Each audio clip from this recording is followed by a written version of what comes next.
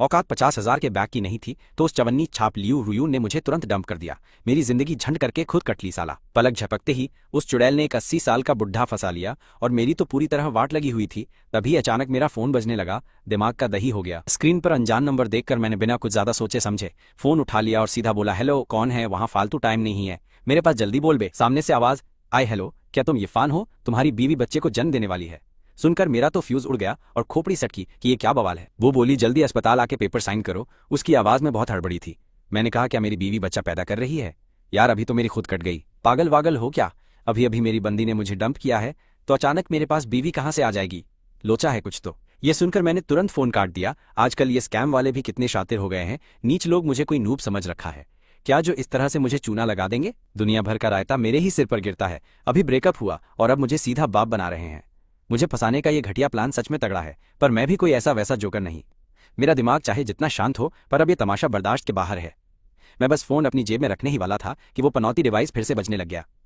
भैंस की आंख। मैंने स्क्रीन पर फिर से एक और अनजान नंबर देखा। आज का दिन ही कबाड़ा है, एक के बाद एक फालतू नंबर मुझे कॉल कर रहे हैं। एकदम सत्यानाश हो रखी है मेरी तो पूरी किस्मत। मैंने झल्लाकर फोन उठा ही लिया। उधर से आवाज आई, इरफान मैं बाई सुसु बोल रही हूँ, जल्दी से ओरिएंटल मेडिसिन अस्पताल आकर पेपर साइन कर दो। मुझे लगा क्या बकवास हो रही है, तुम ही बच्चों के बाप हो, क्या तुम्हें 10 महीने पहले की वो रात याद है? फोन के दूसरी तरफ से एक बहुत ही कमजोर और थकी हुई आवाज आ रही थी। मैं तुरंत समझ गया कि ये आवाज किसकी है। क्या ये वही हमारी कड़क बर्फ जैसी सुंदरी बाई सुसु नहीं है? एकदम जहर क्या, मैं सच में बाप बन गया हूँ, वाट लगी मेरी तो। ये आखिर चल क्या रहा है? मेरा तो फ्यूज उड़ रहा है। रुको, 10 महीने पहले की एक रात, इतना ज्यादा लंबा टाइम बीत गया है तो मुझे खा कुछ याद रहने वाला है। वैसे मैं बाई सुसु से पहले कुछ ही बार मिला हूं। खैर जो भी हो, मुझे वहां जाकर सीन तो चेक करना ही पड़ेगा कि माजरा क्या है। क्या इस कैंपस की देवी को किसी लुक्खे ने धोखे से फंसा लिया? अचानक से एक बीवी और बच्चे टपक पड़े हैं। ये सारा माहौल देखकर तो यही लग रहा है कि मुझे फंसाकर बकरा बनाया जा रहा है। अभी मेरी बंदी ने मेरा काटा और उसके तुरंत बाद कैंपस की सुंदरी मुझे अपने पाप अपने सिर पर लेने को बोल रही है। क्या झंड जिंदगी! क्या ये दुनिया मेरे साथ इससे ज्यादा घटिया खेल खेल सकती है? मेरे पास ज्यादा कुछ सोचने का टाइम नहीं था, एकदम हवा टाइट थी। मेरा दिमाग सुन्न था और मैं पागलों की तरह ओरिएंटल मेडिसिन अस्पताल की तरफ भागा। वहां पहुंचते ही मैं सीधा डिलीवरी रूम के दरवाजे पर गया कि आखिर बवाल क्या है। मेरी नजर सीधे उस कैंपस की सुंदरी बाई सुसु के पीले पड़े चेहरे पर गई और उस बेचारी की ये खराब हालत देखकर मेरा सख्त लौंडा वाला दिल भी बुरी तरह पिघल गया। पहले जब भी मैंने उसे देखा था वो हमेशा एकदम घमंड में रहने वाली कड़क और ठंडी सुंदरी लगती थी, जैसे कोई आग, पर अब वो हवा में किसी कमजोर सफेद फूल जैसी नाजुक लग रही थी। ऐसा लग रहा था कि हल्की सी हवा भी उसे पूरी तरह गिरा ही देगी। ये फैन, पहले तुम पेपर पर साइन कर दो, बाकी सारी फालतू बातें हम आराम से बाद में कर लेंगे। सुसु का वो एकदम जहर और कड़क सुंदर सा चेहरा पूरी तरह से पसीने में नहाया हुआ था और उसकी आवाज इतनी धीमी हो गई थी जैसे उसके शरीर की पूरी ताकत ही खत्म हो गई हो।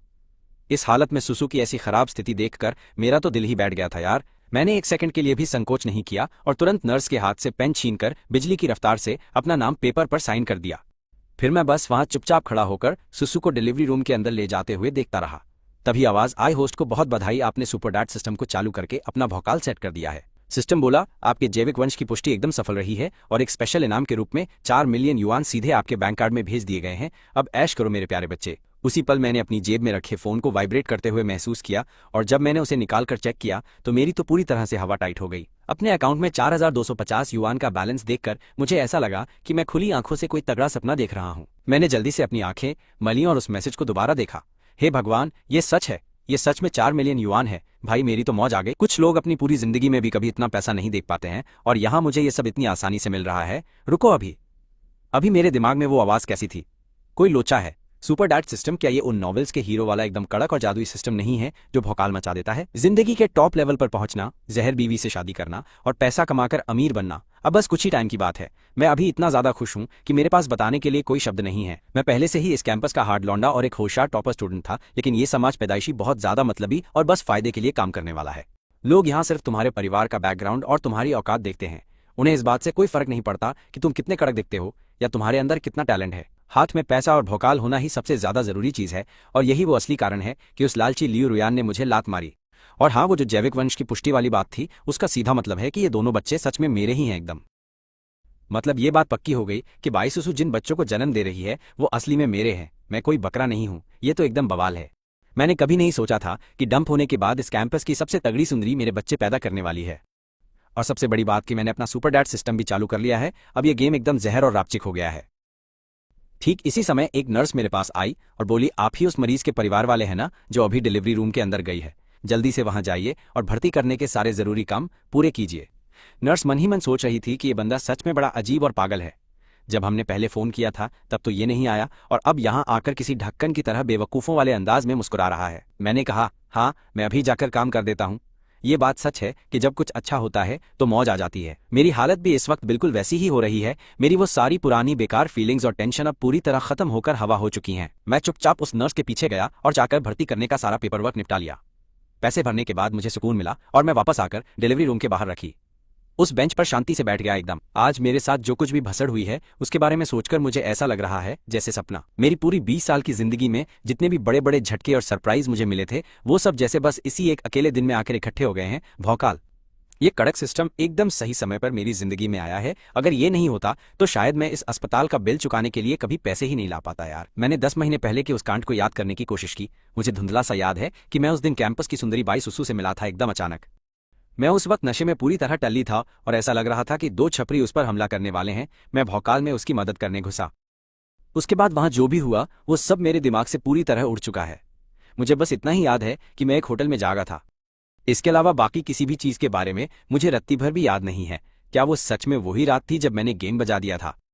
बस यही सब सोचते सोचते मैंने अपनी नजर उठाकर सामने डिलीवरी रूम के उस दरवाजे की तरफ देखा है। मुझे अभी भी कुछ पल्ले नहीं पड़ रहा है कि मेरे और उस घमंडी सुंदरी के बीच कभी कोई प्यार वाला चक्कर नहीं रहा। अगर हम दोनों के बीच कोई भी कनेक्शन बना था तो वो सिर्फ एक हादसा था। इसके अलावा हम दोनों अभी भी स्टूडेंट हैं और फिर भी उसने मेरे इन बच्चों को जन्म देने का फैसला कर लिया। तभी मैं सोचूं कि ये अफवाह क्यों उड़ रही थी कि बाई सुसु ने खराब तबीयत की वजह से अपनी पढ़ाई बीच में ही छोड़ दी है। तो ये था असली माजरा बाबू। उस वक्त मुझे भी उसके लिए बड़ा दुख हुआ था। आखिर सुसु पूरे स्कूल में कई लड़कों की सपनों की रानी और एकदम देवी है। स्कूल का ऐसा कौन सा लड़का है जो अंदर ही अंदर उस पर लट्टू नहीं है और उसकी बस एक झलक पाने के लिए तरसता नहीं है। और अब वो मेरे बच्चों की माँ बन गई है। ये दुनिया सच में बहुत अजीब और जादुई है। अगर स्कूल के उन नल्ले लड़कों को इस बवाल के बारे में पता चला तो वो पक्का मुझे जमीन के अंदर गाड़ कर मार डालेंगे। अब इसी पल से 2 ऐसे लोग जो असल में बिल्कुल अलग दुनिया के थे वो अपनी किस्मत के लाल धागे से एक दूसरे के साथ हमेशा के लिए बंधने वाले हैं। जो भी है फालतू दिमाग दही करने का कोई फायदा नहीं।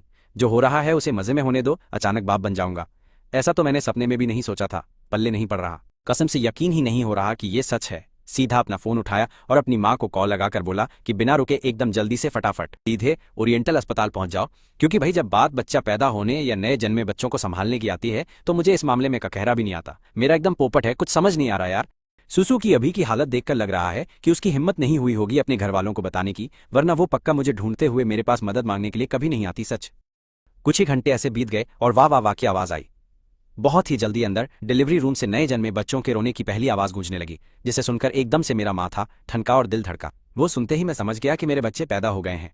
पूरी तरह जज्बातों में बहकर मैं झटके से अपने पैरों पर उछला। मेरे स्मार्ट चेहरे पर वो बेकाबू वाली खुशी साफ दिख रही थी। मेरी आंखें उस कदर छाई हुई खतरनाक खुशी को बिल्कुल भी छिपा नहीं पा रही थी। सच पहली बार एक बाप बनने की वो फीलिंग सच में एकदम बवाल और जादुई होती है।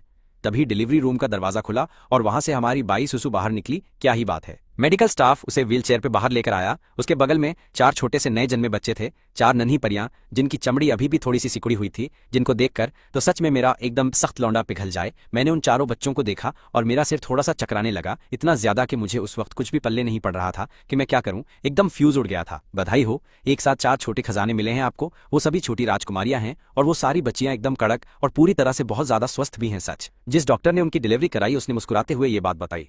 उसका चेहरा खुशी से चमक रहा था। उसकी आंखें इस खतरनाक वाली एक्साइटमेंट को बिल्कुल भी छिपा नहीं पा रही थी। सच क्योंकि जब से ये अस्पताल बना है ये पहली बार है कि ऐसा कोई रेयर केस आया है जहां एक साथ 4 बच्चे पैदा हुए हों, और वो भी इतनी प्यारी 4 नन्ही राजकुमारियां। कतई बवाल हैं ये। अस्पताल के लिए ये सच में बहुत बड़ा जश्न है। इस जवान जोड़े को देखो, दोनों ही एक नंबर दिखते हैं। उनका लुक एकदम जहर है भाई साहब। लड़का एकदम कतई जहर और बहुत ही स्मार्ट है, और लड़की तो एकदम अप्सरा जैसी सुंदर है। खासकर ये नई बनी माँ, इसकी खूबसूरती तो सच में ऐसी है कि कोई भी देखकर लट्टू हो जाए एकदम। लेकिन उनके तौर तरीके देखकर ऐसा लगता है जैसे वो अभी भी कॉलेज के स्टूडेंट वाली उम्र के हैं। ये बहुत ही तगड़ा है। एक साथ 4 बेटियों का पैदा होना सच में किसी को भी जलन के मारे राख कर देगा। डॉक्टर साहब आपका बहुत बहुत शुक्रिया। एक पल के सदमे से बाहर आके मैंने तुरंत डॉक्टर को दिल से बहुत सारा धन्यवाद दिया, क्योंकि मेरा दिमाग तो सुन पड़ चुका था एकदम। भैंस की आंख, मुझे तो यकीन ही नहीं हो रहा कि अचानक से मेरे 4 बच्चे हो गए, और वो भी एक साथ। ये एकदम बवाल है। अगर मेरे माँ बाप को पता चला तो वो खुशी से पागल ही हो जाएंगे। हमारी ठंडी अप्सरा बाई सुसु तो सच में एकदम कड़क और बवाल है। सुसु के उस नाजुक लेकिन पीले पड़े हुए चेहरे को देखकर मेरे अंदर भी उसे लेकर एक बहुत ही गहरी और तगड़ी दया वाली भावना उमड़ पड़ी।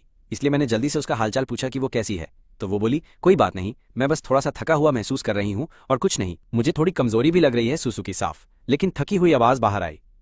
जब उसने मेरी उस टेंशन वाली नजर को पकड़ा तो ऐसा लगा जैसे उसके अंदर एक बहुत ही अजीब सी फीलिंग जाग उठी। बाई सुसु का दिल भी शायद धीरे धीरे पिघल रहा था। ये सुनकर मुझे भी काफी राहत मिली।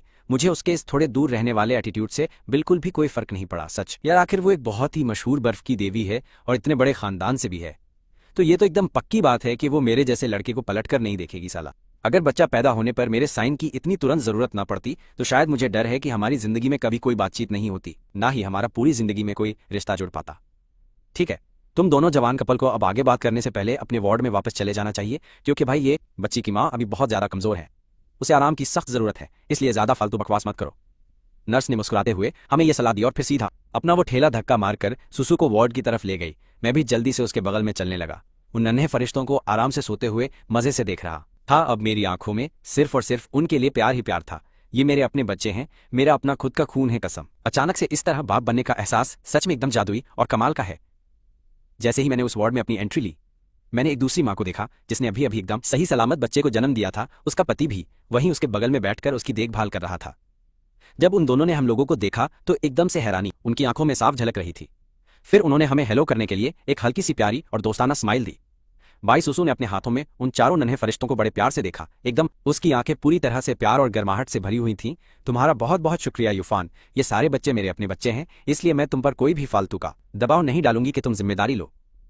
बाई सुसु ने मुझे देखा और एकदम धीरे से बोली, वैसे भी उसकी अपनी काबिलियत और पावर के साथ उन चारों बच्चों को पालना उसके लिए कोई भी बड़ी बात या लोचा नहीं है। उसका कभी भी ऐसा कोई इरादा नहीं था कि वो मेरे कंधों पर किसी भी तरह का कोई बोझ या फालतू की जिम्मेदारी जबरदस्ती थोपे। एकदम सच। तुम ये क्या फालतू बात कर रही हो? मैं उन बच्चों का बाप हूं तो मुझे उनकी जिम्मेदारी लेनी ही पड़ेगी। और फिर इतनी बड़ी बात के लिए तुमने इसे मुझसे छिपाकर क्यों रखा और मुझे पहले क्यों नहीं बताया? ये सोचकर मेरा दिल टूट जाता है कि तुम ये सब अकेले ही सह रही थी। मैंने सुसु को एकदम दुख और दर्द से भरी नजरों से देखा। चाहे जो भी हो जाए, मैं उनका बाप हूं। साला, जब बच्चा पैदा होने का टाइम आया और एक सिग्नेचर की जरूरत पड़ी, सिर्फ तभी जाकर मुझे इस बड़े से कांड का पता चला है। अगर वो सिग्नेचर वाला पंगा बीच में नहीं आता तो क्या मैं पूरी जिंदगी बिना ये जाने ही गुजार देता कि मेरे भी बच्चे हैं। एकदम दिमाग दही करने वाला सीन है ये तो कसम से। और प्रेगनेंसी से लेकर बच्चा पैदा करने और उन्हें पालने तक कितना भारी लफड़ा है, और साथ में समाज के लोगों की इतनी सारी फालतू की बातें भी तो सुननी और सहनी पड़ती है मुझे। यार, ये लड़की इतनी बेवकूफ और साथ में इतनी ज्यादा जिद्दी कैसे हो सकती है? सच बताऊं तो जब मुझे इस बात का पता चला तब मैं पहले से ही 2 महीने की प्रेग्नेंट थी। डॉक्टर ने बोला था कि मेरे लिए दोबारा प्रेग्नेंट होना बहुत ज्यादा मुश्किल होगा, इसलिए मैंने ये पूरा मन बना लिया था कि मैं इन बच्चों को रखूंगी और उन्हें जन्म दूंगी।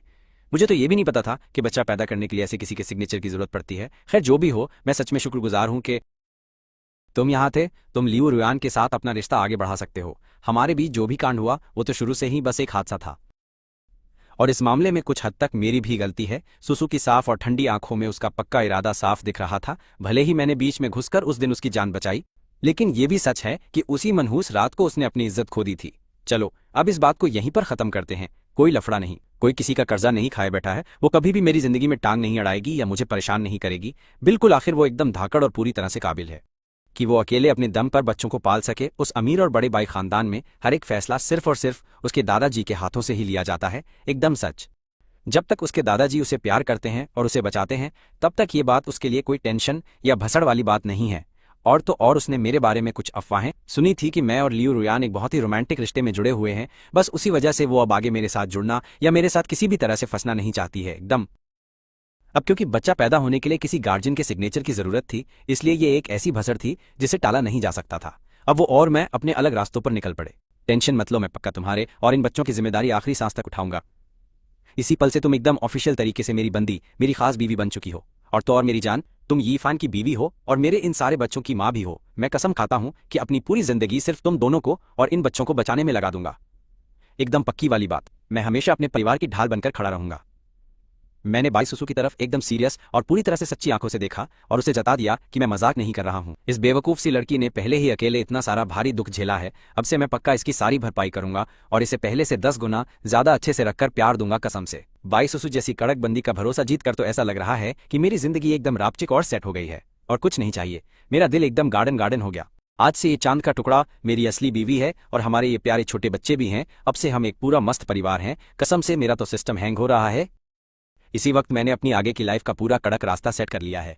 मेरे ये एकदम भारी भरकम कसम जैसे वादे सुनकर सुसु का रिएक्शन देखने लायक था। उसके चेहरे पर अचानक से एकदम अलग ही बवाल वाइब आ गई थी, इससे पहले कि वो मुझ पर थोड़ा भी भरोसा दिखाने का कुछ सोचती। मैंने खुद ही आगे बढ़कर अपनी लाइफ उसके साथ फिक्स कर ली। सोचा ये बंदा एकदम ही ओजी निकला, और मजे की बात यह है कि उसको इस बात से कोई पल्ले नहीं पड़ रहा था और ना ही वो अनकंफर्टेबल फील कर रही थी। तुम्हें इतना ज्यादा आगे जाने की जरूरत नहीं है, हम दोनों की लाइफ एकदम अलग है और हम कभी एक साथ नहीं रह सकते। तुम फालतू में रायता मत फैलाओ। ये सब जो भी हुआ वो सिर्फ एक भयंकर एक्सीडेंट था। भाई सुसु अभी भी मुझे एकदम शांत चेहरे से देख रही थी, जो कि सच था, उसमें कोई भी लोचा नहीं था। बाई खानदान की इतनी तगड़ी औकात है, वो लोग इस जैसी हाई क्लास बंदी की शादी मेरे जैसे एकदम लुक्खे और चवन्नी छाप इंसान से कभी कैसे ही होने देंगे। मोए मोए पक्का है उसके परिवार का कोई भी बंदा हो, मुझे यकीन है कि उसका दादा भी इस शादी पर पक्का बवाल मचाएगा और हमारी पूरी वोट लगा देगा। आखिर इन चारों बच्चों में बाई खानदान का ही असली खून दौड़ रहा है और उसका दादा बच्चों से बहुत ज्यादा प्यार करता है, तो बच्चों के लिए उसे मनाना कोई बड़ा माथापच्ची वाला काम नहीं। शायद वो बच्चों को आसानी से एक्सेप्ट कर लेगा, लेकिन रही बात मेरी यानी इरफान की, तो बाई परिवार मेरी शक्ल तक देखना पसंद नहीं करेगा और मुझे सीधा लात मारकर अपनी पतली गली से निकाल देगा। चाहे जो बवाल हो जाए, मेरी खोपड़ी सेट है। मैं अच्छे से जानता हूँ कि अभी मेरी कोई औकात नहीं है, लेकिन मैं पक्का वादा करता हूँ कि सब कुछ बदल दूंगा। एक दिन मैं पूरी शान से तुम्हारे साथ खड़े होने लायक बनूंगा। मैंने सुसु के प्यारे चेहरे को देखा और मेरे दिल में एक अजीब सी वाइब आई जो तबाही थी। एक हल्की सी घबराहट हुई जिससे हवा टाइट हो गई, लेकिन उसने मेरे अंदर की आग को और भी ज्यादा खतरनाक बीस्ट बना दिया। ऐसी खोखली और फालतू बातें तो कोई भी नूब आसानी से फेंक सकता है। ये दुनिया सच में बहुत मतलबी और जालिम है। यहाँ हर चीज तुम्हारी असली पावर और टैलेंट पर टिकी है, वरना लोग तुम्हें दो कौड़ी का समझकर कचरे में फेंक देंगे। बाई सुसु ने बस हल्की सी स्माइल दी। लगा कि जो बातें मैंने अभी बोली उससे उसे घंटा फर्क नहीं पड़ रहा और वो मुझे सिर्फ एक जोकर ही समझ रही है। ये देखकर मैंने उससे बहस करने में अपना दिमाग दही नहीं किया, क्योंकि बिना कुछ किए सिर्फ बड़ी बड़ी फेंकना डम लोगों का काम है। अब मेरा फ्यूचर और एक्शन ही सब दिखाएगा। ठीक है, तुम आराम करो और अपनी एनर्जी वापस लाओ। मैं तब तक इन छोटे नन्हे मुन्नों के लिए कुछ जरूरी चीजें खरीद कर लाता हूँ और साथ ही तुम्हारे लिए भी कुछ खाने का जुगाड़ देखता हूँ, ताकि तुम्हें पूरी ताकत मिले और तुम एकदम कड़क हो जाओ। क्या तुम कुछ स्पेशल खाना चाहती हो? तो बताओ, मुझे सेंचुरी एग के साथ थोड़ा कीमा बनाया हुआ दलिया ला देना यार। मैंने बच्चों के लिए सारा सामान पहले से ही रेडी कर लिया है और एक प्रो हेल्पर को भी काम पर रख लिया है। वो कुछ ही दिनों में हम सबका अच्छे से ध्यान रखने यहाँ आ जाएगी। बात करते करते बाई सुसु ने अचानक बेड के कोने की तरफ अपना हाथ बढ़ाया और वहां से एक बहुत ही बड़ा हैंडबैग खींचकर बाहर निकाल लिया, जो कि एकदम ठीक ही लग रहा था। लेकिन शुरू के इन कुछ दिनों के लिए मुझे और मेरी मॉम को तुम्हारी देखभाल करने दो, ताकि दिल को एकदम शांति मिल सके। क्या ही बात है, सुसु एकदम समझदार और सब सोचने वाली बंदी निकली। उसने पहले से ही एक प्रोदाई को हायर कर लिया है। सच में मेरा सिस्टम हैंग कर दिया। लग रहा है वो मुझसे दूरी बनाकर रखना चाहती है और मेरे साथ कोई लफड़ा नहीं चाहती, पता नहीं क्यों। लेकिन आज मेरे इस दिल के अंदर बहुत ज्यादा दर्द और मायूसी वाली फीलिंग एकदम से फूट पड़ी। मैंने शांति से सो रहे उन छोटे फरिश्तों की तरफ बड़े प्यार से देखा और उसकी वजह से मेरा दिल थोड़ा रिलैक्स हुआ और मेरी हवा टाइट होनी कम हो गई। मैंने एकदम हल्के से उस हैंडबैग को अंदर देखने के लिए खोला। अंदर नए पैदा हुए बच्चों के एकदम प्यारे कपड़े और हाई क्लास मिल्क पाउडर के डिब्बे भरे पड़े थे। और जाहिर सी बात है, वहां डायपर और बाकी फालतू चीजों की कोई कमी नहीं थी। हर चीज एकदम सेट और सॉलिड तरीके से तैयार की गई थी, ताकि कोई कचरा ना हो। क्या तुम्हारी माँ सच में यहाँ आ रही है? मेरी ये बात सुनकर सुसु का चेहरा एकदम से कंफ्यूज हो गया और उसकी शक्ल पर भारी टेंशन और शर्मिंदगी साफ साफ दिख रही थी, जैसे उसकी बहुत भयंकर तरीके से हवा एकदम टाइट हो गई हो। अब इस भसड़ के बारे में क्या करना चाहिए, तुम चिल मारो। मैं खुद आगे बढ़कर अपनी मॉम को सब कुछ एकदम क्लियर तरीके से समझा दूंगा। लोड मत ले। मैं पक्का वादा करता हूँ कि तुम्हें किसी भी अजीब सिचुएशन में नहीं फंसने दूंगा या कोई फालतू का प्रेशर नहीं लेने दूंगा। मैंने गहरी सांस ली और प्यार से उसे पूरी तसल्ली दी और उसने बिना मन के भी हाँ में सिर हिला दिया। इस भसड़ में कोई और ऑप्शन ना होने की वजह से सुसु को मेरा ये सारा जुगाड़ चुपचाप बिना बोले मानना ही पड़ा।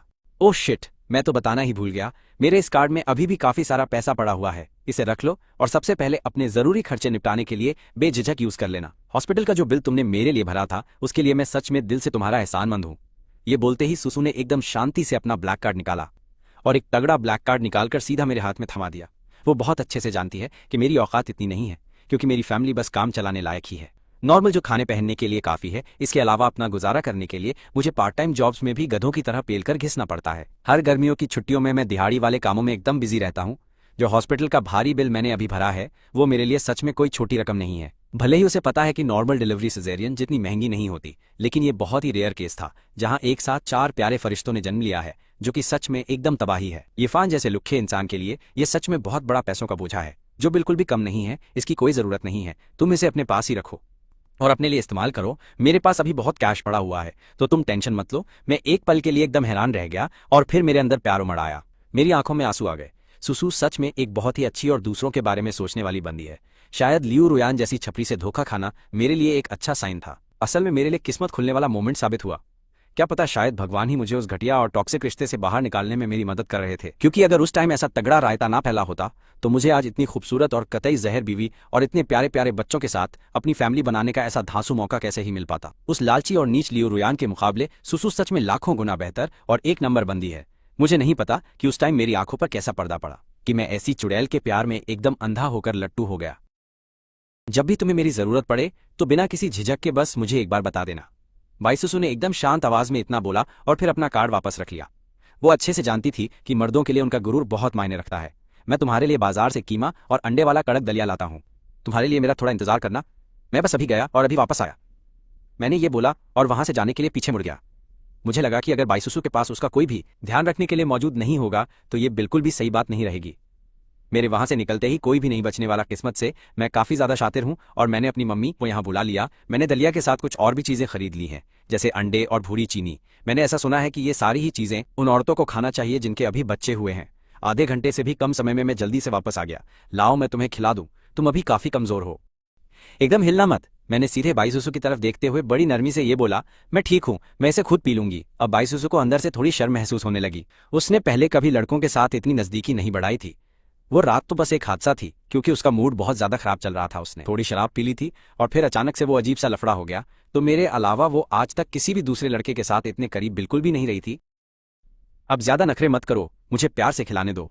मैंने बाईसुसु की एक भी नहीं सुनी और चम्मच में दलिया भरकर उसे ठंडा करने के लिए उस पर बड़े आराम से फूंक मारने लगा था। मुझे इतने ध्यान और प्यार से ये सब करते देखकर बाईसुसु को अजीब तो लग ही रहा था, लेकिन उससे भी कहीं ज्यादा उसे भयंकर शर्म आ रही थी, जिसकी वजह से उसके गोरे गाल एकदम टमाटर की तरह लाल हो चुके थे। ठीक उसी टाइम अचानक से मेरी मम्मी का फोन बजने लग गया। भैंस की आंख, तुम अभी के लिए इसे खुद ही पी लो, मैं जाकर ये फोन उठा लेता हूँ। मेरी मम्मी का कॉल है।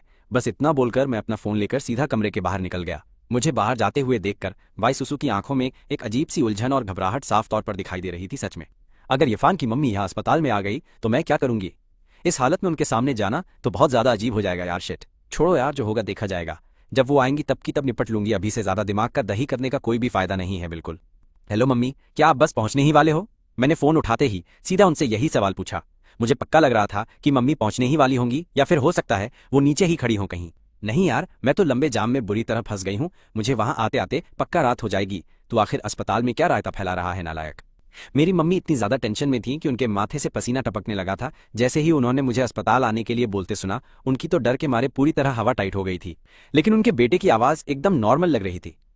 बस फोन के पीछे से आ रही बच्चों के रोने की हल्की आवाज थोड़ा सा लोचा लग रही थी। इस बात से उनका माथा ठनका कि कहीं उनके बेटे ने किसी लड़की के साथ कोई तगड़ा कांड तो नहीं कर दिया और अब अस्पताल में बैठकर अपने फैसले का इंतजार कर रहा है। भैंस की आंख। बस यही सोचकर मेरी मम्मी की खोपड़ी सटक गई और वो टेंशन में आ गई। इस पनौती जाम को भी अभी ही लगना था।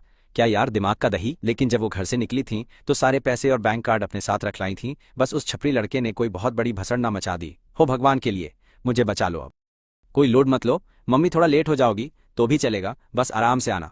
बाकी सारी भसड़ आपके आने के बाद ही सुलझाएंगे। फोन पर कुछ भी समझ नहीं आने वाला है।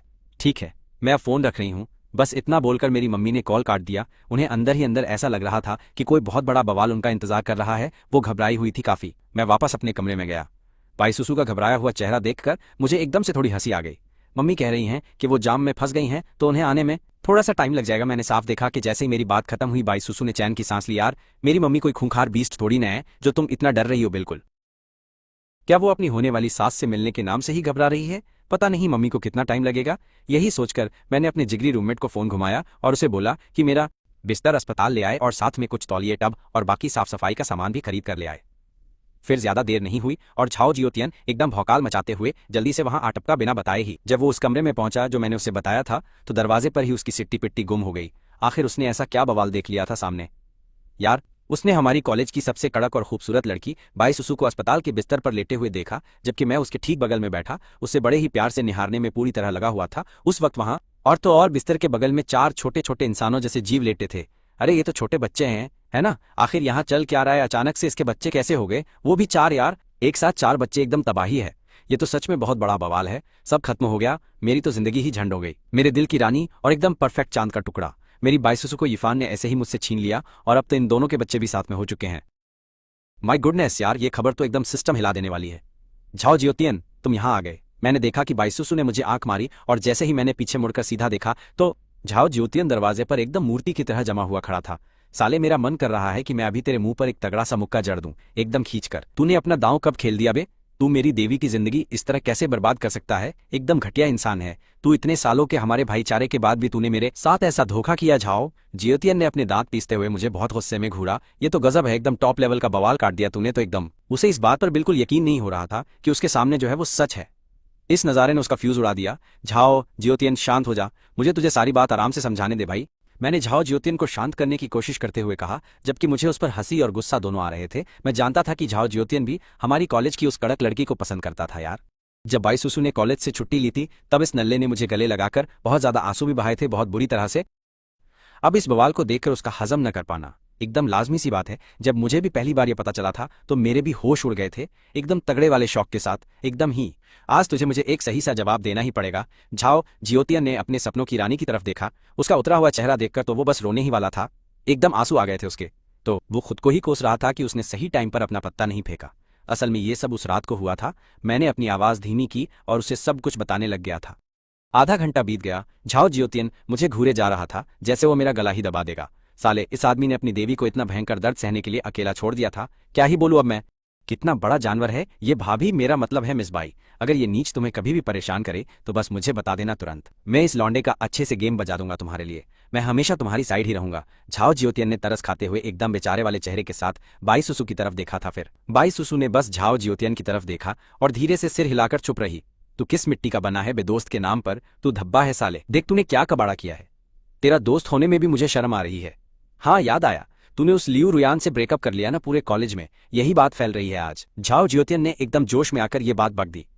फिर अचानक उसे लगा कि उसने कुछ ज्यादा ही बोल दिया है। उसने छुपकर एक नजर बाईसुसु की तरफ देखा था। उस वक्त उसे एकदम शांत देखकर उसने फाइनली एक राहत की सांस ली। शुक्र है भगवान का कि उसने गलती से अपनी देवी का मूड खराब नहीं कर दिया था। एकदम से खुलकर बोले, भाई कोई चक्कर नहीं है, तेरी भाभी का दिल बहुत बड़ा है, वो इन सब बातों का बुरा नहीं मानती है कभी। मैंने देखा कि झाओ जियोतियन डरते हुए बाईसुसु की तरफ देख रहा था तो मैं हंसा और तुरंत बोल पड़ा था उसे शांत करने को। क्यों, सही कहा ना? वैसे भी हमारे बीच कभी कोई सच्चा प्यार या फीलिंग तो थी ही नहीं। हाँ, मेरा मतलब था कि बाईसुसु के दिल में मेरे लिए अभी तक कोई भी फीलिंग्स नहीं आई थी यार। हमारे बीच सब कुछ बस एक गलतफहमी से शुरू हुआ था, लेकिन उसी गलतफहमी ने आज हम दोनों को एक साथ बांध दिया है।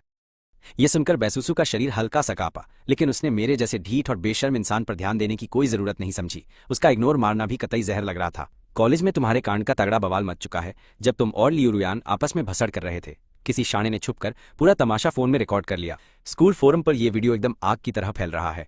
लालची लड़की से टॉप स्टूडेंट की जंग और पैसे की भूखी चुड़ैल ने गरीब को लात मारी जैसे धांसू टाइटल्स हर जगह छाए हैं। मेरे भाई, मैंने वो वीडियो देखा जिसमें तू लियू रुयान की सरेआम धज्जियां उड़ा रहा था। तू सच में एक नंबर का असली मर्द है।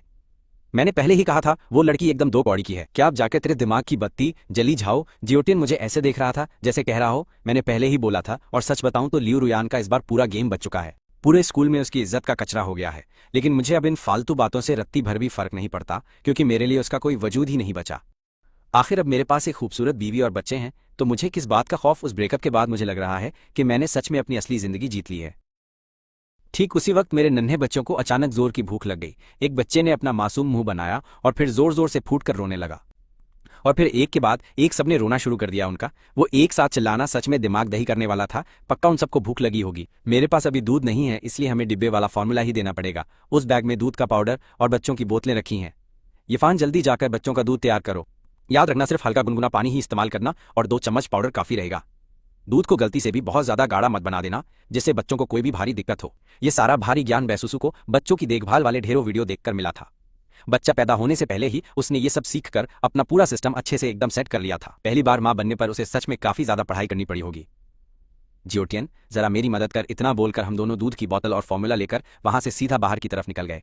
बैसुसु ने अपने पास लेटे बच्चे को बड़े प्यार से देखा और चुप कराने के लिए उसे धीरे धीरे थपथपाते हुए फुसफुसाकर बोली, मेरे अच्छे बच्चे अब बिल्कुल मत रोना, जल्दी शांत हो जा। तुम्हारा खाना बस आने ही वाला है। जब मैं और जियोटियन वापस लौटे तो हमें यह खूबसूरत नजारा दिखा।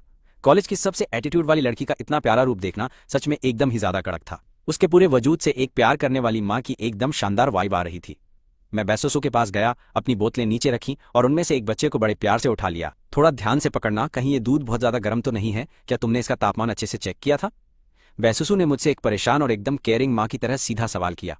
नए पैदा हुए बच्चे बहुत नाजुक होते हैं और वो बहुत आसानी से जल सकते हैं। मैंने चेक कर लिया है। इसे ठंडा करने के लिए मैंने इसे ठंडे पानी में काफी देर तक डुबोया था। इतना बोलकर मैंने बोतल उठाई और अपने हाथ के पीछे एक बूंद डालकर दूध चेक किया। उसका तापमान एकदम कड़क था। इससे बच्चों का मुंह बिल्कुल नहीं जलेगा। ये सुनकर उसने कहा, चलो फिर ये बहुत सही है। बैसुसु को अब जाकर फाइनली तसल्ली मिली। हम तीनों उन 4 बच्चों की देखभाल कर रहे थे, लेकिन अभी भी हम थोड़े अनाड़ी और पूरी तरह कंफ्यूज लग रहे थे। पर जैसे तैसे करके हमने उन सबको भरपेट दूध पिला ही दिया, तभी एक आवाज आई, होस्ट को ये बच्चों को खाना खिलाने वाला टास्क पूरा करने पर बहुत बधाई। आपको इनाम के तौर पर 2 लाख युआन सीधे आपके अकाउंट में ट्रांसफर कर दिए गए हैं। कृपया इसे ध्यान से एक बार चेक कर लें। सिस्टम की ये कड़क आवाज सुनते ही मेरी आंखों में एकदम तगड़ी चमक आ गई। जैसा मैंने सोचा था, ये सुपर डैड वाला सिस्टम सच में एकदम बवाल और कभी ना हारने वाली खतरनाक चीज ही निकली है। जब तक मैं इन छोटे बच्चों की अच्छे से देखभाल करूंगा और इन्हें सही तरीके से पालूंगा, तब तक मुझे ऐसे ही एकदम तगड़े और छप्पर फाड़ वाले इनाम हर बार मिलते ही रहेंगे। इसके बाद मुझे इन्हें पालने के लिए पैसों की रत्ती भर टेंशन नहीं लेनी पड़ेगी। ये बच्चे कितने प्यारे हैं। क्या तुम दोनों ने इनका कोई नाम सोचा है? आखिर ये एक साथ 4 हैं। झाओ जियोटियन ने एक बच्चे को पकड़कर खुशी से कहा। उसने नहीं सोचा था कि उसका जिगरी यार, जो कल तक गेम खेल रहा था, वो अचानक 4 नन्हे फरिश्तों का बाप बन जाएगा, और वो भी कॉलेज की सबसे खूबसूरत लड़की उसकी बीवी बन गई। भाई ने सच में जिंदगी का पूरा सिस्टम हैंग कर दिया है। हमने अभी तक बच्चों का कोई भी नाम नहीं सोचा है। चूंकि यिफान इन बच्चों का बाप है, तो ये बात एकदम साफ है कि इन सभी बच्चों के नाम के आगे ये सरनेम ही लगाया जाएगा और कुछ भी नहीं। बैसुसु ने इस बारे में काफी लंबे टाइम से सोचा था। अगर बच्चों ने अपनी माँ का सरनेम रखा, तो बड़े होने पर वो पक्का पूछेंगे कि उनका बाप आखिर कौन और कहाँ है, और स्कूल में शायद उन्हें नीचा दिखाया जाएगा या लोग उनके बारे में फालतू बातें बनाकर उनका मजाक उड़ाएंगे। इसलिए उनके नाम के आगे ये सरनेम लगाना ही हर हाल में सबसे ज्यादा सही और कड़क फैसला ही रहेगा। जहां तक उनके नाम की बात है, तो हम आराम से सोच समझ कर रखेंगे। आखिर नाम रखना कोई छोटी बात नहीं है। ये पूरी जिंदगी उनके साथ फेविकॉल की तरह चिपका रहने वाला ही होता है। और वैसे भी जब नाम रखने की बात आती है, तो इस वक्त मेरे दिमाग में कुछ भी खास आइडिया नहीं आ रहा। मैंने एक हल्की सी झेपने वाली स्माइल देते हुए कहा, ठीक है, फिर अगले कुछ दिनों में आराम से इसके बारे में सोच लेना। बैसुसु मेरी इस बात से पूरी तरह सहमत थी। किसी भी नाम को फाइनल करने से पहले सच में गहरा सोचना पड़ता है। जल्दी ही वो चारों नन्हे शैतान फुल होकर एकदम मजे में आ गए और गहरी नींद में सोने लगे। तुम दोनों अब यहाँ से कट लो और जाकर अपने लिए कुछ खाने को ले आओ। वैसे भी अभी करने के लिए कोई खास काम बचा नहीं है। बैसुसु ने हमारी तरफ देखा और कहा, ठीक है, क्या तुम्हें कुछ चाहिए? मैं आते वक्त तुम्हारे लिए भी लेते आऊंगा। मैंने बैसुसु की तरफ देखा और बहुत थोड़ी फिक्र के साथ बोला, जरा उसकी हालत तो देखो, बस कुछ ही दिनों में वो कितनी कमजोर हो गई है और उसका चेहरा भी एकदम सफेद पड़ चुका है। लगता है मुझे जल्द कोई जगह ढूंढनी होगी ताकि मैं उसकी सेहत दोबारा बना सकूं। और जहां तक स्कूल की बात है, ऐसे टाइम पर क्लास की किसे पड़ी है? मैं तो सीधा स्कूल से एक लंबी छुट्टी मारने वाला हूं, क्योंकि इस वक्त मेरी बीवी और मेरे ये छोटे बच्चे ही मेरे लिए इस दुनिया की सबसे पहली और सबसे बड़ी जरूरत हैं। मैं अपनी माँ के यहाँ पहुंचने का इंतजार कर रहा हूँ। उनकी मदद से कुछ दिनों के लिए मैं बिना टेंशन के फौरन इन सारे जरूरी कामों का अच्छे से जुगाड़ कर सकता हूँ। कुछ भी चलेगा जो तुम्हें सही लगे, बस ले आना। तुम्हारा बहुत शुक्रिया, बैसुसु ने एकदम शांत लहजे में कहा, क्योंकि सच में उसका कुछ भी खाने का बिल्कुल मन नहीं था। ठीक है, उसका मुझे ऐसे शुक्रिया कहना मेरे दिल में हल्का सा चुभ गया, लेकिन मैंने उस वक्त अपनी जबान बंद रखी और कुछ भी फालतू नहीं बोला। फिर मैंने जियोटियोचेन को खाना खाने के लिए बाहर खींच लिया। अबे भाई, वो कॉलेज की सबसे कड़क बंदी तुझे शुक्रिया क्यों बोल रही थी? तुम दोनों के तो अब बच्चे भी हो चुके हैं, तो फिर तुम दोनों अभी भी अजनबियों की तरह इतना फॉर्मल नाटक क्यों कर रहे हो? इस पर जियोचेन अपनी खुजली रोक नहीं पाया और पूछ ही लिया वो तो ये बात बहुत पहले से पूछना चाहता था, लेकिन माहौल थोड़ा सीरियस देखकर उसने अपनी जबान पर अब तक लगाम लगा रखी थी। तुझे तो सब पता है, वो सब बस गलती से हुआ एक बड़ा कांड था, पर मैं अपनी पूरी जान लगा दूंगा ताकि बैसुसु मुझे अपने दिल से अपना ले। मेरी आंखों में एक अलग ही तगड़ी जिद और आग थी। मैं ये हर हाल में करके ही रहूंगा मेरे भाई। बैसुसु का दिल जीतने में मैं तेरा पूरा सपोर्ट करूंगा ताकि वो सच में मेरी असली भाभी बन जाए। जियोचेन ने मेरा हौसला बढ़ाने के लिए मेरे कंधे पर एक जोरदार और फुल भाईचारे वाली थपकी दी। लोड मत लें, मैं अपना 100% दूंगा, मैंने मुस्कुराते हुए कहा। चाहे अपने लिए हो या उन छोटे बच्चों के लिए, मैं किसी भी कीमत पर हार नहीं मानूंगा। आगे चलकर मैं बैसुसु और अपनी उन चांद सी प्यारी बेटियों के साथ एकदम मस्त और खुशहाल जिंदगी जीना चाहता हूँ। तभी अचानक मेरे दिमाग की बत्ती जली और एक बहुत ही ज्यादा कड़क आइडिया बाहर आया। मुझे उनके लिए धांसू नाम मिल गए हैं, बिंग, किंग, यू और जिए। मेरी चारों बेटियों के नाम बड़ी से लेकर सबसे छोटी तक बिल्कुल इसी परफेक्ट लाइन में रखे जाएंगे। ये बिंग, ये किंग, ये यू और ये जिए। ये चारों नाम सुनने में ही इतने ज्यादा कत्ती जहर लग रहे हैं कि बस मजा ही आ गया। अपना खाना खत्म करने के बाद जियोचेन तो वापस अपने स्कूल की तरफ कल्टी मार गया, जबकि मैंने वहां से थोड़ा और बढ़िया वाला खाना पैक करवाया और सीधा अस्पताल की तरफ अपना रास्ता नाप लिया। कमरे में लौटते ही मैंने देखा वो चारों शैतान एकदम मीठी नींद ले रहे थे और बैसुसु भी सो चुकी थी। उसके खूबसूरत चेहरे पर एक अलग ही सुकून था। पहली बार उसे ऐसे सोते हुए देखा था। कसम से कुड़ी सोते हुए एकदम कातिल लग रही थी, जैसे कोई परी आराम फरमा रही हो। ये सख्त लौंडा आज तो पूरा पिघल गया। तुम आ गए। बैसुसु ने बहुत ही प्यार से अपनी नशीली आंखें खोली और मुझे बिस्तर के पास बैठकर खुद को बिना पलक झपकाए लगातार घूरते हुए देखा। मेरी उस आशिकों वाली नजर ने उसे एक पल के लिए पूरा सुन्न कर दिया। हाँ, तुम्हें अब कुछ न कुछ खा लेना चाहिए। मैं तुम्हारे लिए खाना लाया हूँ और पिग ट्रोटर सूप भी है। मैंने सुना है कि इससे दूध ज्यादा बनता है। मैंने थोड़ी सी शर्मिंदगी के साथ ये बात बोली। भले ही हम दोनों साथ रहे थे, पर वो एक हादसा ही था, इसलिए इस तरह के नाजुक और अजीब मुद्दे पर बात करना सच में थोड़ा बहुत झिझक वाला और अटपटा तो महसूस होता ही था। उसने भी मेरी इन सारी बातों को सुनकर प्यार से कहा, हाँ बहुत शुक्रिया। बाई सुसु का छोटा सा चेहरा अचानक से शर्म से लाल हो गया, लेकिन उसने बहुत जल्दी खुद को एकदम संभाल लिया। बच्चों के लिए माँ का दूध पीना अच्छा है, ताकि उनका नन्हा शरीर एकदम मजबूत रह सके और उनकी बीमारियों से लड़ने की ताकत भी बढ़ जाए। इसमें कोई एहसान की बात नहीं है, तुम बस इसे गर्मा गर्म खा लो। मैंने खाने का वो डब्बा खोला और उसे बिस्तर के पास वाली अलमारी पर आराम से रख दिया। फिर मैंने बाई सुसु को उठकर बैठने में मदद कर दी। उसे बिस्तर के सिरहाने से टिकाकर आराम से बिठा दिया। इस तरह से उसे अब थोड़ा ज्यादा सुकून मिलेगा। बाई सुसु ने मेरी तरफ देखा, जो उसके सामने मौजूद एक बहुत कड़क नौजवान लड़का था, जो बिल्कुल उसके सामने था, और उसकी आंखों में एक अजीब सी उलझन साफ झलक रही थी। हमारा रिश्ता भी हर दिन के साथ अब काफी गहरा होता जा रहा था। जाहिर है कि यह सब सिर्फ उन बच्चों का ही कमाल था जिन्होंने हमारी किस्मत को ऐसे जोड़ दिया था।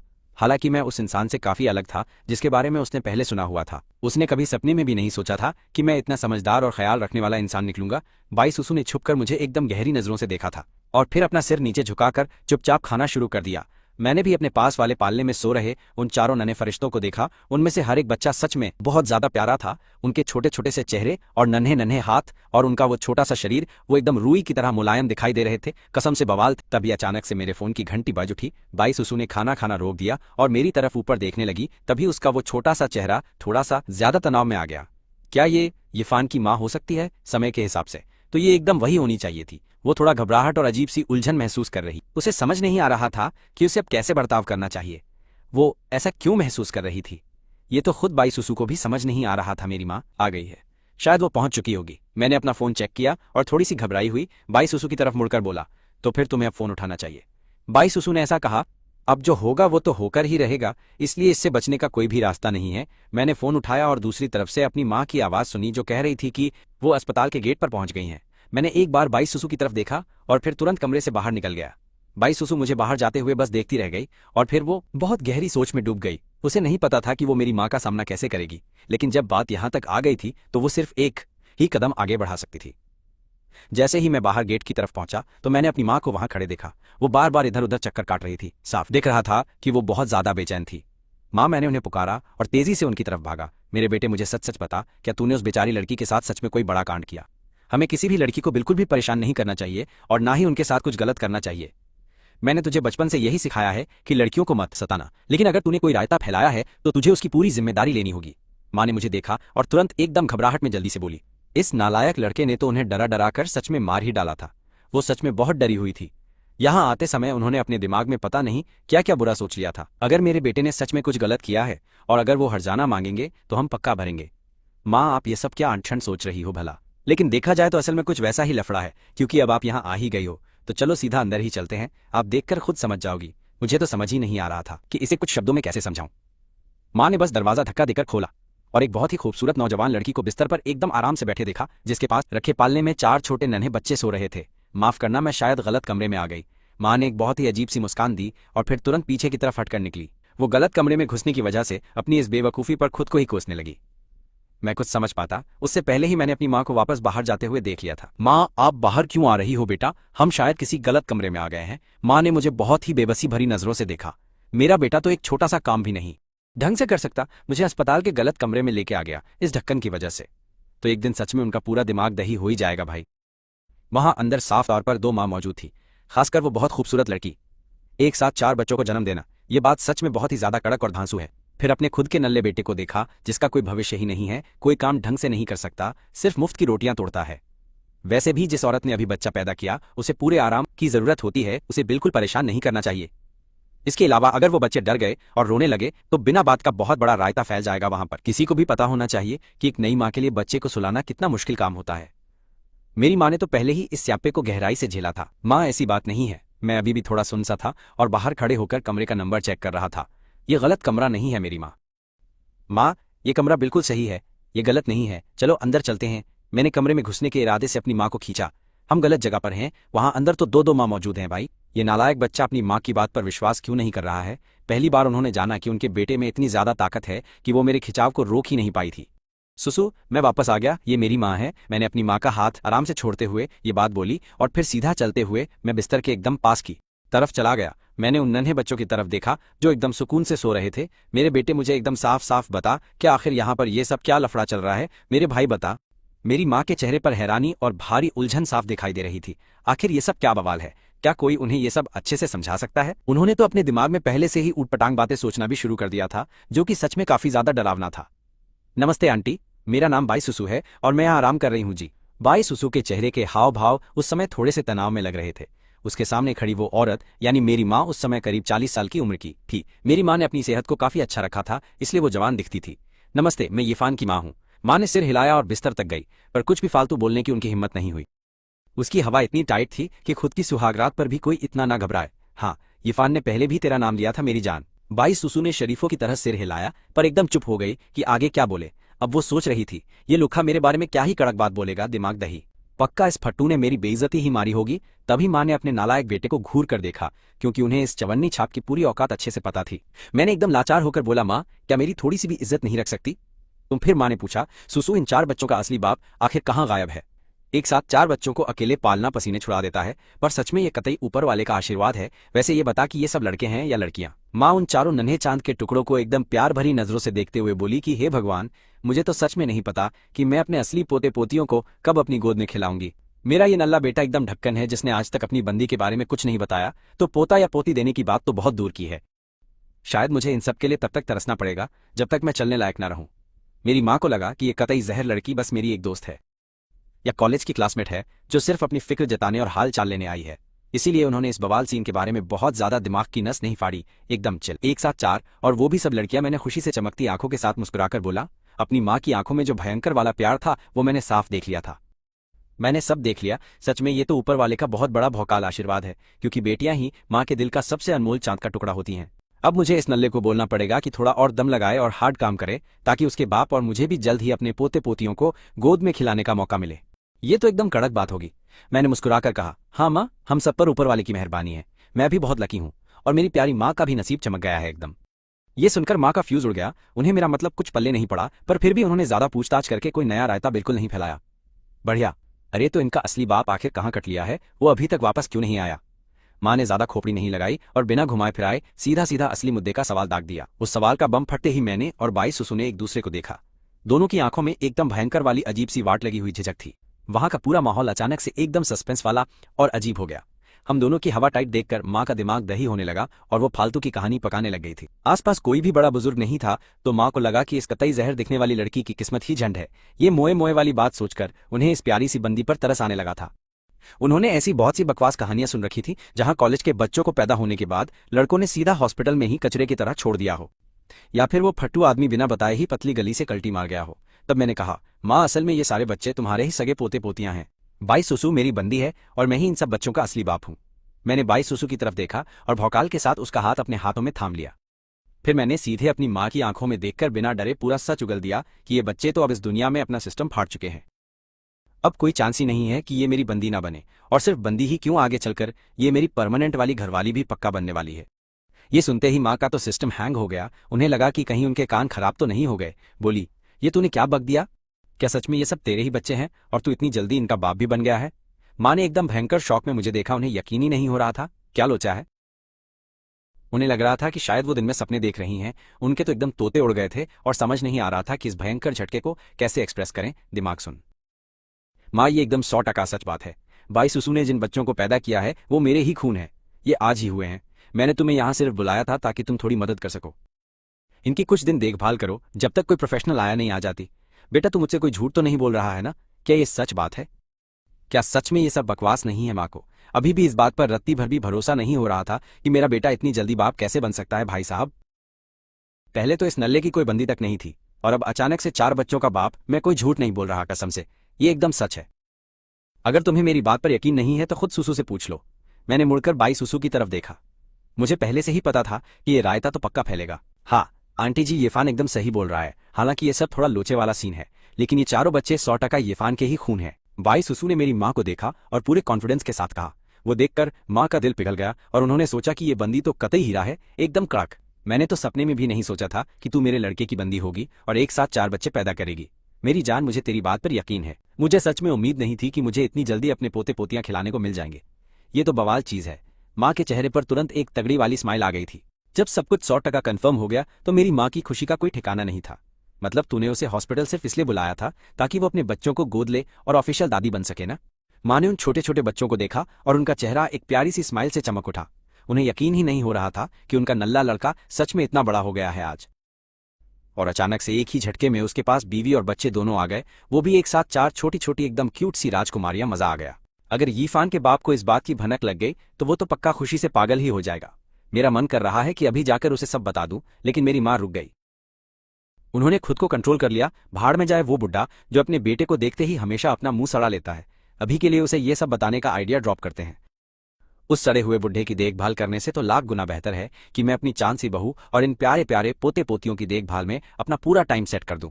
मैंने तो कभी सोचा भी नहीं था कि मेरी होने वाली बहू इतनी तबाही होगी जो एक साथ 4 बच्चे पैदा कर देगी। अब देखती हूँ कि वो पैसे वाली औरतें मेरा मजाक कैसे उड़ाएंगी। अब किसी की हिम्मत नहीं होगी मुझे ताना मारने की। अपनी माँ को इतना ज्यादा खुश देखकर मेरे दिल को भी एकदम कड़क वाली शांति और तसल्ली मिल गई थी। System set. मुझे लगा था कि सच जानकर वो एकदम शौक से उछल पड़ेंगी, और जैसे जैसे माँ उन बच्चों पर अपना प्यार लुटा रही थी उसे देखकर बाई सुसु भी धीरे धीरे एकदम रिलैक्स हो गई थी। सास और बहू का रिश्ता हमेशा से ही थोड़ा पंगे वाला और नाजुक होता है, लेकिन मेरी माँ ने उसे इतना तगड़ा अपनापन दिया कि सुसु को लगा जैसे वो एकदम अपने ही घर में सेफ बैठी है। फिर मैं एक नर्स को पकड़ने गया ताकि अपने लिए एक मस्त सा प्राइवेट रूम बुक कर सकूं। आखिर अब हमारी फैमिली काफी बड़ी हो गई थी और दूसरों के साथ रहना थोड़ा लफड़े वाला काम हो जाता। सच बेकार में दूसरों को डिस्टर्ब करना सही नहीं है, और वैसे भी बिना किसी फालतू भीड़ के हम लोग एकदम बिंदास और खुलकर अपनी बातचीत भी कर सकते हैं बिना किसी डर या झिझक के। मेरी बच्ची, अगर ये नालायक यफान कभी भी तेरे साथ बुरा बर्ताव करे तो बस मुझे बता देना, मैं इसकी अच्छे से खाट खड़ी कर दूंगी, पक्का सच। और फिर ये अपनी औकात में रहकर एकदम सीधा चलेगा। माँ ने हंसते हुए और चेहरे पर एक तगड़ी वाली स्माइल लिए बाई सुसु का छोटा सा हाथ अपने हाथों में ले लिया प्यार से। और हाँ, उन्होंने मुझे भी एकदम खूंखार तरीके से घूरना मिस नहीं किया। अगर मैंने उनकी चांसी बहू को तंग करने की गलती की तो वो मेरा गेम बजाकर ही मानेंगी बॉस। हमारे घर में हमेशा से ही औरतों का राज चला है, तो आज के बाद से इस घर का सारा कंट्रोल और भौकाल सिर्फ तेरे ही हाथ में होगा। और अगर कोई भी ऐसी बात हो जिससे तेरा दिमाग दही हो रहा हो तो सीधा मुंह पे बोल देना, मेरी प्यारी बच्ची तूने सच में बहुत दर्द सहा है, कसम से यार। ये बोलते बोलते माँ की आंखें एकदम नम हो गईं। उन्हें अब जाकर पूरी पिक्चर समझ में आई थी। उन्होंने कभी नहीं सोचा था कि ये बंदी अंदर से इतनी हार्ड और धाकड़ होगी। सच में बाहुबली। ये बंदी सच में बहुत ही नेक और साफ दिल की है। अगर डिलीवरी के वक्त उस जरूरी साइन का लफड़ा ना पड़ता तो शायद ये पूरा बवाल और सच कभी बाहर ही ना आता। सही में बस यही सब सोचकर माँ ने एक बार फिर से उन चारों नन्हे क्यूट बच्चों की तरफ देखा और फिर बाई सुसु की तरफ अपनी एकदम प्यार और तरस से भरी हुई नम आंखों से देखने लगी। दिल गार्डन गार्डन हो गया। कोई ना आंटी, सच में सब ठीक है। बाई सुसु ने मुस्कुराकर मेरी तरफ देखा जैसे कह रही हो कि मेरी माँ की बातों का उस पर जरा सा असर नहीं हुआ। उसने दिल पर नहीं लिया क्योंकि उसे पता था कि हम दोनों का कोई सीन नहीं बन सकता, हमारा एक होना नामुमकिन है। और इसी वजह से मैंने अपनी माँ को टोकते हुए कहा, बस करो माताजी, जरा इधर आना, मुझे तुमसे कुछ बहुत जरूरी बात करनी है। ये बोलकर मैंने सीधा अपनी माँ का हाथ पकड़ा और उन्हें खींचकर अस्पताल के कमरे से बाहर लाया। माँ ने चिढ़ते हुए अपना सिर हिलाया और बोली, नालायक, ऐसी क्या बात थी जो तू अंदर नहीं बोल सकता था? उन्हें लगा कि उनका ये लाडला बेटा उनके प्यार की वजह से पूरा बिगड़ चुका है। देखो माँ, मैंने तुम्हें पहले ही सब कुछ बता दिया था कि मेरे और बाई सुसु के बीच क्या चल रहा है और हमारा असली सीन क्या है यार। मैं उसके लायक बनने के लिए बहुत मेहनत करूंगा, इसलिए तुम ज्यादा टांग मत अड़ाना। कल ही मैं एक बढ़िया सा फ्लैट किराए पर लेने वाला हूँ, सिस्टम सेट है। वो 2 दिन में डिस्चार्ज हो जाएगी, तब मुझे तुम्हारी मदद चाहिए होगी। मैं उसके लिए एक आया भी रख लूंगा। कल मुझे किसी भी हालत में अपनी यूनिवर्सिटी जाना ही पड़ेगा। भाई लोग, मेरे बेटे, मुझे साफ दिख रहा है कि सुसु एकदम हीरे जैसी लड़की है, वही मेरी आने वाली बहू बनेगी और मैं उसके अलावा किसी और को इस घर में बिल्कुल कबूल नहीं करने वाली हूँ। तुझे अपनी पूरी जान लगा देनी है ताकि बाई सुसु खुद अपनी मर्जी और सच्चे दिल से तेरे साथ रहने के लिए मान जाए। बेटा, भले ही हमारा परिवार अमीर नहीं है, पर मेरे दिल में मेरा बेटा एकदम टॉप पर है। और हाँ, तूने अपनी पढ़ाई और स्कूल के बारे में क्या सोचा है? आगे क्या प्लान है तेरा, मेरे ओजी लड़के, बता। मेरी माँ ने माथे पर शिकन लाते हुए फिर से पूछा। आखिर अब उनके बेटे का अपना खुद का एक परिवार था, तो क्या वो अपनी पढ़ाई पूरी करेगा या छोड़ देगा, या फिर वो छुट्टी लेकर घर पर रहेगा और सुसु की तब तक देखभाल करेगा जब तक बच्चे बड़े नहीं हो जाते? चाहे उनका बेटा कोई भी फैसला ले, वो पूरे दिल से सिर्फ और सिर्फ अपने लड़के का ही साथ देने वाली थी। मैं कल ही छुट्टी के लिए अर्जी देने वाला हूँ। मुझे खुद से बाई सुसु और अपने बच्चों की देखभाल करनी है, क्योंकि अब उनकी सारी जिम्मेदारी उठाना मेरा ही काम है और मैं पीछे नहीं हटूंगा। भाई सुसु ने पहले ही बहुत कुछ झेला है, इसलिए मुझे उसे और भी ज्यादा प्यार और सम्मान देना होगा। ये बोलते हुए मेरी हवा टाइट थी कि कहीं मेरी बात सुनकर माँ मुझसे नाराज ना हो जाए या कोई बड़ा बवाल कर दे। आखिरकार इस यूनिवर्सिटी में एडमिशन लेना कोई बच्चों का खेल नहीं था। मेरे माता पिता ने इसमें अपना खून पसीना एक कर दिया था, लेकिन मेरी माँ ने आराम से कहा, ठीक है, मैं तेरे फैसले के साथ हूँ। अभी के लिए मैं तेरे पिता से ये राज छिपाने में तेरी मदद करूंगी, पर पता नहीं ये कब तक छिपेगा। ये बोलकर माँ ने गहरी सांस ली। घर पर बैठा बूढ़ा आदमी वैसे भी बहुत जिद्दी था। अगर उसे इस बारे में पता चला तो पक्का परिवार में एक बहुत तगड़ा लफड़ा और भारी भसड़ मच जाने वाली थी। हाँ, तुम्हारा बहुत शुक्रिया माँ, मुझे बिल्कुल भी उम्मीद नहीं थी कि तुम मेरी बात को इतनी आसानी से समझ लोगी। आखिरकार मैंने सुकून की एक बहुत गहरी सांस ली। हमें बस कुछ वक्त के लिए पिताजी से ये बात छिपानी होगी और एकदम सही मौके का इंतजार करके उन्हें धीरे धीरे सब समझाना होगा यार। अरे पगले, मैं तेरी माँ हूँ, मुझे शुक्रिया कहने की कोई जरूरत नहीं है। मेरे पास अभी भी एक बैंक कार्ड रखा है, इसमें लगभग 4 या 5 लाख युआन पड़े हैं, तो इसे अपने आगे के खर्चे के लिए रख ले बेटा। आखिरकार अब तू अकेला नहीं है, तुझे अपने परिवार का भी ध्यान रखना है। मैंने अपने सामने रखे उस बैंक कार्ड को देखा और अचानक जज्बातों के कारण मेरी आंखें पूरी तरह से नम हो गई थी यार। ये मेरी माँ की सालों की कड़ी मेहनत और उनके पूरे जीवन की कमाई थी। मैं इसे किसी भी कीमत पर नहीं ले सकता था भाई। इसके अलावा सिस्टम की मदद से मेरे अपने खाते में अभी भी 40 लाख युआन से ज्यादा पड़े हुए हैं। मैंने कहा माँ, मेरे पास असल में बहुत सारा पैसा है यार। मैंने एक बार कुछ लोगों के साथ छोटे बिजनेस में पैसा लगाया था और उसमें अब मुनाफा भी आने लगा है। कृपया ये पैसा आप अपने पास ही रख लो ताकि तुम्हारे काम आए, ताकि बाद में तुम्हारी अपनी जरूरतों के लिए ये तुम्हारे पास रहे। मैंने बैंक कार्ड वापस उनकी तरफ खिसका दिया। यूनिवर्सिटी शुरू होने के बाद से मैंने परिवार से बहुत कम पैसे मांगे हैं साला। अब मैं एक बड़ा आदमी बन चुका हूं और मुझे खुद के दम पर जीना सीखना होगा। मैं अक्सर पैसे कमाने के लिए कुछ पार्ट टाइम काम भी कर लेता हूं मेरे भाई। मैंने अपनी खुद की फीस भी भरी है। ये सब इसलिए है क्योंकि मैं देखता हूं तुमने कितनी मेहनत की है। तुमने अपनी पूरी जिंदगी मेरे लिए घिस घिस कर बिता दी है यार। अब जब मैं बड़ा हो गया हूं तो मैं तुम पर और बोझ नहीं डालना चाहता, ठीक है? फिर अभी के लिए मैं ये पैसा तेरे लिए बचा कर रखती हूँ। अगर तुझे कभी भी इसकी जरूरत पड़े तो मुझे बता देना। माँ ने हाँ में सिर हिलाया और फिर ध्यान से कार्ड अपने बैग में रख लिया। भिड़ू, उनका बेटा अब सच में बड़ा हो गया था। वो अब अपने खुद के जरूरी फैसले लेने के काबिल बन चुका था और ये बात साफ तौर पर उनके लिए एक बहुत ही सुकून और तसल्ली देने वाली चीज थी। माँ ने अपने बेटे को बहुत ज्यादा गर्व से देखा और उन्हें पूरी शांति और खुशी महसूस हो रही थी। ठीक है माँ, मुझे अगले कुछ दिनों तक आपको थोड़ा परेशान करना ही पड़ेगा मेरी जान, और कृपया याद रखना कि ये बात पिताजी से एकदम छिपकर ही रहे। मेरी तो फटके हाथ में आ रही है, अगर उन्हें पता चला तो पक्का मेरी भयंकर कुटाई हो जाएगी। सच कहूं तो मैं हमेशा से अपने बाप के खौफ और डर में ही जिया हूं। मुझे आज भी अच्छे से याद है, जब मैं छोटा था मैं छुपकर नदी पर खेलने गया और अंधेरा होने के बहुत देर बाद तक मेरी घर में अपनी शक्ल दिखाने की हिम्मत नहीं हुई थी। उस समय गांव में अक्सर रहस्यमयी तरीके से कई सारे बच्चे गायब हो जाते थे ब्रो। यहां तक कि कभी कभी जानवर भी गायब हो जाते थे। गांव वालों में ये अफवाह फैल गई थी कि इंसान बेचने वाले पास ही छिपे हैं, इसलिए बड़ों ने बच्चों को अपनी नजरों से दूर खेलने से एकदम सख्त मना किया ताकि वो लोग उनकी नजरों के सामने रहें। और उस दिन नदी के पास मेरे माता पिता को पूरा यकीन हो गया था कि मेरा अपहरण हो गया है या मेरे साथ कोई दुर्घटना घटी। गांव के लाउडस्पीकर से पूरे 3 घंटे तक लगातार सिर्फ मेरा ही नाम पुकारा गया था। जैसे ही मैं किसी तरह डरते हुए अपने घर के अंदर तक पहुंचा, मेरे तो तोते उड़ गए। मेरे पिता ने अपनी बेल्ट निकाली और पूरे 1 घंटे तक मेरी ऐसी सुअर जैसी कुटाई की कि क्या ही बताऊं उमार। मेरे लिए एक ऐसा सबक था जिसे मैं जिंदगी भर कभी भी नहीं भूलने वाला था भाई। बेशक मुझे यह भी एहसास हुआ कि उस वक्त मेरे पिता कितने ज्यादा डरे हुए होंगे। मुझे हुआ दर्द इतना खतरनाक और भयंकर था कि क्लास के दौरान मैं बैठ नहीं पाया और मुझे पूरे समय बस खड़ा ही रहना पड़ा। मैं पूरे 3 दिनों तक इसी तरह से खड़ा रहा और उसके बाद ही मुझमें अपनी जगह पर वापस बैठने की थोड़ी बहुत हिम्मत आ पाई थी मेरी जान। मेरे क्लास के लड़कों ने इसी बात पर कई दिनों तक मेरा जमकर मजाक उड़ाया। वो दुखद और मजेदार कांड एक बहुत बड़ा मुद्दा बन गया था, जिसकी चर्चा मेरे स्कूल के हर एक कोने में धीरे धीरे होने लगी थी। उस दिन के बाद से मेरा नाम पूरे इलाके में सच में बहुत ज्यादा मशहूर हो गया था। स्कूल में हर कोई यीफान नाम के इस अजीब नमूने को जानता था। मैं अचानक से सारी गपशप और बातों का मेन अड्डा बन गया और ब्रेक के दौरान बच्चों और टीचर दोनों के लिए चर्चा का सबसे मशहूर विषय बन चुका था। साला, मैंने अपनी माँ को अस्पताल में रुककर बाई सुसु की देखभाल करने के लिए कहा और खुद तेजी से अपनी छुट्टी की अर्जी देने के लिए सीधा अपनी यूनिवर्सिटी भाग गया था बॉस। फिर मैं एक फ्लैट किराए पर लेने के लिए गया। जब सब कुछ सेट हो गया तो मैंने थोड़ा खाना खरीदा और अस्पताल की तरफ निकल पड़ा ब्रो। कमरे में कदम रखते ही मैंने देखा कि मेरी माँ और बाई सुसु एक दूसरे के साथ बहुत ही खुशी से गहरी बातचीत कर रही थी गुरु। मैं पूरी तरह से अंदर आ चुका था, लेकिन फिर भी उन्होंने मुझ पर जरा सा भी ध्यान नहीं दिया जब तक मैं पास नहीं गया। मैंने सुना कि माँ क्या कह रही थी और तुरंत मेरा चेहरा काला पड़ गया। सच में माँ, कौन अपनी सगी औलाद के बारे में इस तरह से बकवास बातें करता है? भैंस की आंख। सुसु, तुम्हें कोई अंदाजा नहीं है कि बचपन में हमारा यीफान कितना ज्यादा शैतान था। वो हमेशा गांव के बाकी छपरी बच्चों के साथ जाकर बहुत सारे चिड़ियों के अंडे चुराता था और यहाँ तक कि पड़ोसियों की मुर्गियां भी चुरा लेता था। फिर वो लोग पहाड़ों पर जाकर चोरी छुपे उन्हें भूनकर खा जाते थे। वो कई बार रंगे हाथों पकड़े भी गए थे। उसने तो ततैया के छत्ते भी जला दिए ताकि घर लाकर हम उसके कीड़े तल सकें। मुझे याद है पहली बार वो नालायक छत्ता जलाने गया तो उसे बहुत ही बुरी तरह से काटा गया था। उसका मुंह सूजकर एकदम किसी मोटे सुअर के सिर जैसा ही हो गया था कसम से। उसके पिता और मैं तो डर के मारे आधे मर ही चुके थे। माँ जितना ज्यादा बोल रही थी वो उतनी ही ज्यादा जोश में आ रही थी और बाई सुसु को ये सब बहुत ज्यादा मजेदार लग रहा था। उसने कभी नहीं सोचा था कि यीफान बचपन में इतना ज्यादा कमीना और शैतान होगा। खुद एक गांव में बड़ी होने के कारण उसे अचानक से एक अजीब सी तारीफ महसूस हुई। बचपन में उसे बच्चों की तरह खेलने की आजादी कभी नहीं मिली। उसके माँ बाप ने उसे मशीन बनाकर रख दिया जिसमें सिर्फ डांस क्लास, पियानो प्रैक्टिस और दुनिया भर का किताबी ज्ञान ठूंस दिया गया था। अपने उस सूखे और बोरिंग बचपन को याद करके उसे हमेशा एक अजीब घुटन और गहरा खालीपन महसूस होता था। वो मेरी इज्जत करती थी क्योंकि मेरे पास इतने शानदार और सच में प्यार करने वाले माँ बाप थे। बाई सुसु साफ देख सकती थी कि मेरी माँ मुझसे कितना प्यार करती है, लेकिन जब बात उसके खुद के माँ बाप की आती तो उनके बारे में सोचकर बाई सुसु की आंखों में निराशा छा जाती थी। काफी लंबे समय से वो एक असली परिवार के प्यार और देखभाल के लिए तड़प रही थी, लेकिन उसके पूरे खानदान में सिर्फ उसके दादाजी ही ऐसे इंसान थे जो उसे सच्चे दिल से प्यार करते थे। उसके सगे माँ बाप की नजरों में वो सिर्फ अपना मुनाफा कमाने का एक टूल थी। शायद किसी बहुत अमीर खानदान में पैदा होने का यही सबसे बड़ा और कड़वा सच होता है। जिंदगी भर की बेहिसाब दौलत और महंगी अय्याशी, लेकिन इंसानियत या सच्चे प्यार के नाम पर एक ढेला भी नहीं। पर सच कहूं तो उसे इस कचरे जैसी झूठी अमीरी में कोई भी इंटरेस्ट नहीं था।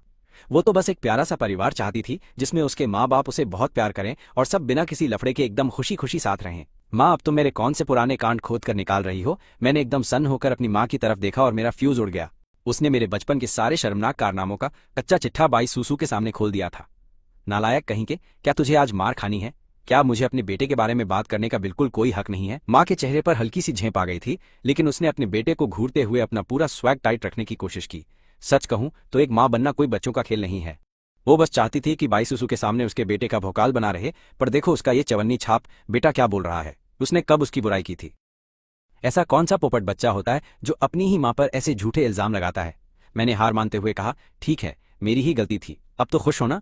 मेरी माँ सच में बवाल है, मैं कुछ भी बोल लूं उनसे बहस में कभी नहीं जीत सकता। इसलिए खोपचे में ले जाकर सूते जाने से बचने के लिए पहले ही अपनी हार मान लेना ज्यादा अक्लमंदी का काम है। ये हुई ना बात, पूरा दिन कहाँ थे? माँ ने मेरी तरफ देखकर पूछा। सच कहूं तो उनका ये आवारा बेटा बिना कोई सुराग छोड़े ऐसे ही अचानक बिल्कुल हवा में गायब हो गया था। मैं अपने स्कूल गया था, फिर मैंने वहां एक किराए का कमरा ढूंढा, थोड़ी साफ सफाई की और रोजमर्रा की जरूरत का कुछ सामान खरीद लिया।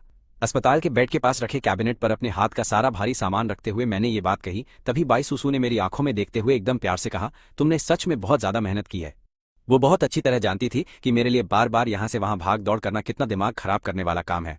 उसने तो पहले अकेले ही छुपकर बच्चा पैदा करने का सीक्रेट प्लान बनाया था। उसने सपने में भी नहीं सोचा था कि हालात ऐसे बन जाएंगे। जब से उसकी डिलीवरी हुई है मैं ही सारी चीजों का रायता समेटने में बिजी हूँ। मेरी सच में बहुत वाट लग गई थी। उसे बिल्कुल उम्मीद नहीं थी कि मैं इतना जिम्मेदार इंसान निकलूंगा। बस यही अफसोस की बात है कि हम कभी एक नहीं हो सकते। खैर कोई बात नहीं, मैं बाजार से थोड़ा दलिया, कुछ छोटे बंस, स्टीम्ड मोमोज और एक प्लेट चावल ले आया हूँ।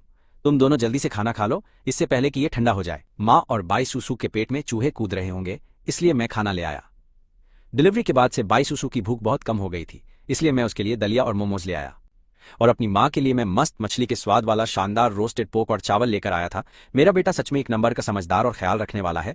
जैसे ही उसकी नाक में वो कतई जहर वाली लाजवाब खुशबू गई, उसके पेट में चूहे कूदने लगे और फिर बिना कोई टाइम वेस्ट किए वो चुपचाप अपना खाना खाने बैठ गई। बाई सुसु ने भी एक प्यारी सी स्माइल दी और धीरे से सिर हिलाते हुए अपना दलिया पीने और मोमोज खाने लगी। वो खाते खाते मुझे ऐसे देख रही थी जैसे उसका दिल हजारों उलझे हुए जज्बातों से भर गया हो, लेकिन उसने अपनी उन अजीब सी फीलिंग्स को फिलहाल के लिए दबा लिया। मैंने उन चारों नन्हे बच्चों की तरफ देखा और मेरा सारा एटीट्यूड पिघल गया। मेरी आंखों में उनके लिए एक अंधी मोहब्बत और बेइंतहा प्यार भर गया था। वो पहले से थोड़े और ज्यादा गोरे लग रहे थे और उनके चेहरे की मासूमियत अब और निखर रही थी।